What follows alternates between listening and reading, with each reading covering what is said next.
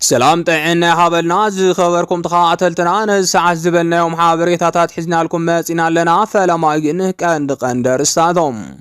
وحات اب تግራይ حدش مراخب نتورك زرغح مخانو تحابيرهم مريت معراب تግራይ وريرم زحات صلاتي اب كبير رعد خمزه اتو تغليصم لعلوت از سراوي تግራይ كاب ኢትዮጵያ خمز وصو تحابيرهم ኮሎኔል ደመቀ ዘውዱ ምስ ትግራይ ንምውጋዝ ኸደ ዘሎ ርሕቀት አጠናኺሩ ቀፂሎም ዝብሉን ካልኦትን ኣለውና ሕጂ ድማ ናብ ዝርዝሮም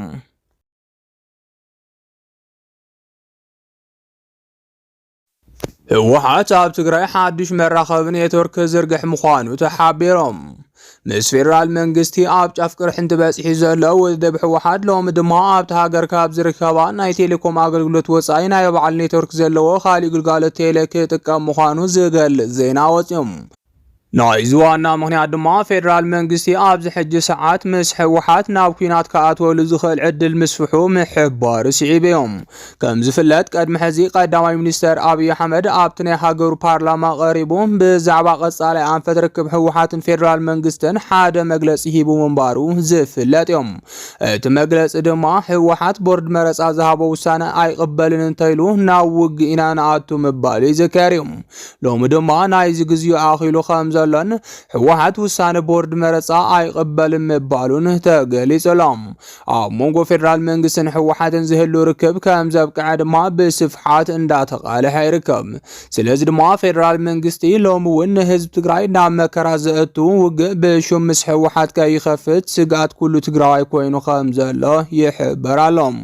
ካብ ዝብገስ ወጥሪ ህወሓትን ፌደራል መንግስትን እንዳተኻረረ ዝመጽ ዘሎ ኮይኖም ናይ 50 ዓመት ውጽኢት ዝኾኑ ንብረታት ውድብ ህወሓት በቤት ፍርዲ ኢትዮጵያ ንኽውረሱ በአብይ ምንቅስቃስ ተጀሚሮሎም እዚ ምንቅስቃስ ድማ ንህወሓት በዘይ ፋይናንሻል ሓገዝ ንኽተርፍ ዝዓለመ ኮይኖም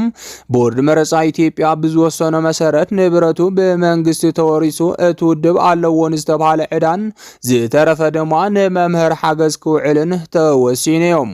ነቲ ልዕሊ 50 ዓመት ዝገበረ ውድብ ህወሓት ከምዚ ዓይነት ውሳነ ምሃብ ቀሊል ከም ዘይኸውንን ነቲ ሃገር ናብ ካሊእ ግጭት ከም ዘምርሓን ዋላ እኳ ብርክት ዝበሉ ተንተንቲ ክገልጹን ተጸንሑም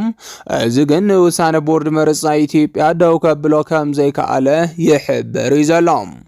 ሎሚ ዝወፀ ሓበሬታ ከም ዘመላኽቶ ከዓ ውድብ ህወሓት ምስ ፌደራል መንግስቲ ዘይተርፍ ውግእ ኣሎ ኢሉ ከም ዝኣምን ዝተፈላለዩ ምንጭታት ይገልጹሎም ስለዚህ ድማ እቲ ውድብ ካብ ሕሉፍ ብዝወሰደ ተሞክሮ ትግራይ ዳግም ናብ ዕፅዋን ክባን ከይተኣቱም ምስ ናይ ወፃኢ ኣካላት ብዝፈጸሞ ስምምዕ ኣብ ትግራይ ናይ ቴሌኮም ኣገልግሎት ዝህቡ ኔትወርክ ክዝርጋሕ ስምምዕ ገይሩ ምህላው ተሓቢሩሎም ናይዚ ዋና ዓላማ ድማ ዳግም ዕፅዋን ክባን ኣብ ትግራይ ከይኽሰት ካብ ዝተበገሰ ድሌት ምዃኑ እንዳተሓበረ ይርከብ ዛጊድ ድማ ብፍታውን ጸላኣነ ዝሓበሬታ ዝቃላሕ ዘሎ ኮይኖም ብዙሓት ተጋሩ ድማ ዕድል ትግራይ ብኻሊእ ካብ ዝውሰን ትኽክለኛ ስጉምቲ ይኽብሉ ነቲ ምዝርጋሕ ኔትወርክ ኣብ ትግራይን ምኽፋት ኮሪደራት ምስ ጎረቤት ሃገራትን ይድግፍዎ ኣለዉ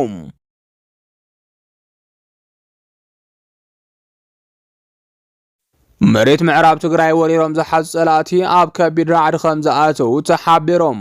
ሎማ ዓንቲ ዝወጽ ዘለው መረዳሃት እቲ ኣኽባር ሰላም ተባሂሉ ዝተወደበ ሓይሊ ጸላኢ ናይ ምብታንን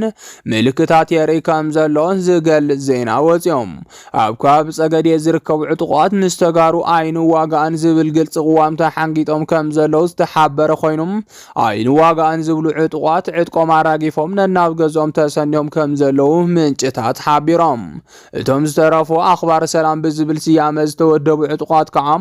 ናይ ምፍራስ ምልክታት የርእየለው እዚ ዝኾነሉ ቀንዲ ምኽንያት ድማ ኣርሚ ሰብዓ ዝበሃል ክፋል ሰራዊት ትግራይ ኣብ ዝወርሒ ዘሳለጦም ጽምብላት ራዕዲ ስለ ዝፈጠረሎም ምዃኑ ምንጭታትና ካብ ምዕራብ ትግራይ ሓቢሮም ብልና ኣለዉ ክብል ክፍሊ ሚድያ እቲ ኣርሚ ዝኾነ መድሃንየ ግደይ ሓቢሩሎም ብተወሳኺውን ኣብ ምዕራብ ትግራይ ዝተረፉ ዕጡቋት ብህፁፅ ዕጥቆም ኣርጊፎም ናብ መረበቶም ክብተኑ ካብ ኣርሚ ሰብዓ መተሓሳሰቢ ተዋሂብዎም እዮም ብተወሳኺውን ኣብ ምዕራብ ትግራይ ብዝተፈላለዩ ስያመታት ዝተወደቡ ዕጡቋት ናብ ኣርሚ ሰብዓ ንምፅንባር ዘቕረብዎ ሕቶ ስዒቦም ኣርሚ ሰብዓ ድልውነቱ ምግላፁ እቲ ጋዜጠኛ ኣቃሊሑሎም ነዚ ስዒቡ ብመሰረት ውዕሊ ፕሪቶርያ ላዕላዊ ግዝኣት ትግራይ ናብ ንቡሩ ክምለስ ኣለዎ ኢሎም ዝስማዕምዑ ዕጡቋት ቁፅሮም ካብ ጊዜ ናብ ግዜ ይዘያድ ምህላው ድማ ምንጭታት ይሕብሩሎም። ኣብዚ ሕጂ ሰዓት ድማ ሰራዊት ትግራይ ናብ ከተማ ሑመራ ዝኣትወሉ መዓልቲ ኣብ ሎሚ ጽባሕ ከኣቱ ዘብል ስጋት ኣእቲዎም ከም ዘሎ እንዳተሓበረ ይርከብ። ብፍላይ ሓደ ምንጭታት ዘቃልሕዎ ዘሎ ዜና ከም ዝሕብርዎም ብሰንኪ ውዕሊ ሰላም ፕሪቶሪያ ህወሓት ኣይመጸናን ኢሎም ዓሪዶም ዝነበሩ ጸላእቲ ሎሚ ህወሓት ብቦርድ መረጻ ኢትዮጵያ ምስራዙ ስዒቡ ከቢድ ስጋት ፈጢሩሎም ይርከብ። ምክንያቱ ድማ ውድብ ህወሓት እቲ ውዕሊ ሰላም ብፌደራል መንግስቲ ከም ዝፈረሰ ስለ ዝኣመነን ኣብ ዝኾነ ይኹን ሰዓት ስጉምቲ ክወስደሎም ከም ዝኽእል ስለ ዝተረድኡን እዮም። ነዚ ስዒቡ ድማ ሓደ ንብረት ስድራን እቶም ናይ ወረርቲ ሓይልታት ሽሙኛሃት ዝኾኑ ኣካላት ካብ ሑመራ ክወፁ ከም ዝተገበሩ ተገሊጹሎም። ብወገን ተጋሩ ድማ ካብ ሑመራ ብስራት ዝሰምዑሉን ኦፕሬሽን ዝፍጸመሉን ዜና ንምስማዕ ሎሚ ጽባሕ እንዳተባሃለ ይርከብ።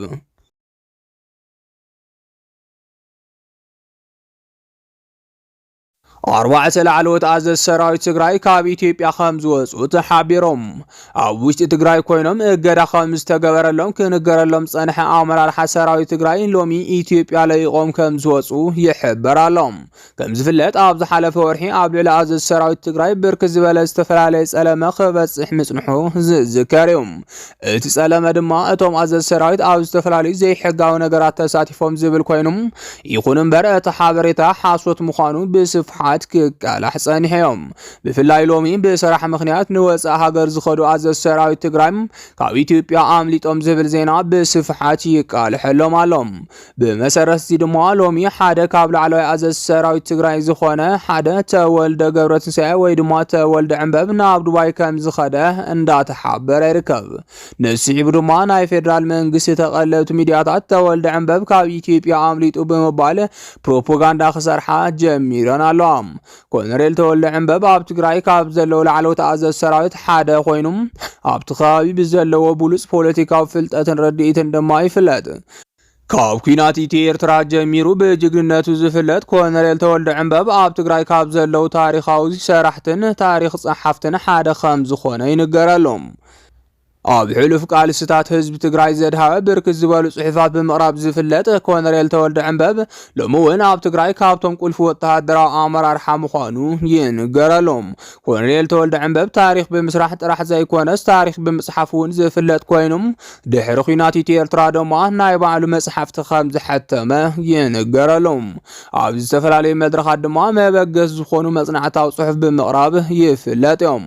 ይኹን እምበር ከምዚኦም ዝበሉ ጀጋኑ ኣመራርሓ ሰራዊት ኣብ ትግራይ ክህሉ ዘይፈቱ ኣብይ ኣሕመድ ሎሚ ኣብ ልዕሊ ወተሃደራዊ ኣዘዝ ትግራይ ሹም ብምጥፋእ ተጸሚዱ ይርከብ። ናይ ዝመቐጸልታ ድማ ንውልቃዊ ስራሕቱ ናብ ዱባይ ከም ዘምርሐ ዝተነገረሉ ተወልደ ዕንበብ ሎሚ ካብ ኢትዮጵያ ሃዲሙ እንዳተባሃለ ክውረየሉ ይግበራሎም። ኮሎኔል ተወልደ ዕንበብ ዘለዎም 4 ኣመራርሓ ሰራዊት ትግራይ ናብ ወጻኢ ሃገር ከም ዝገሹ ዝተነገረሎም ኮይኖም ብናይ ብልጽግና ሚድያታት ድማ ናብ ሃገር ከይምለሱ ንምግባር ጥዕመሉ ምእንተም ካብ ኢትዮጵያ ኣምሊጦም እንዳበለ ፕሮፓጋንዳ ክሰርሕ ጀሚሩሎም። እዚ ድማ ከምቲ ንፖለቲከኛታት ልደታ ኣያሌው ናብ ኣዲስ ኣበባ ከይኣቱ ዝገበረም ኣብ ልዕሊ እዞም ኣመራርሓ ሰራዊት እውን ናብ ዓዶም ከይምለሱ ክገብር ከም ዝኽእል ክፍለጥን ጥንቃቐ ክግበረሉን ከም ዝግባእ እንዳተሓበረ ይርከብ። ምክንያቱ ድማ እዚ ኣካይዳ ኣብይ ኣብ ልዕሊ ንዝፈርሖም ውልቀ ሰባት ዝወስዶ ስጉምቲ ከም ዝኾነ ስለ ዝፍለጥ እዮም።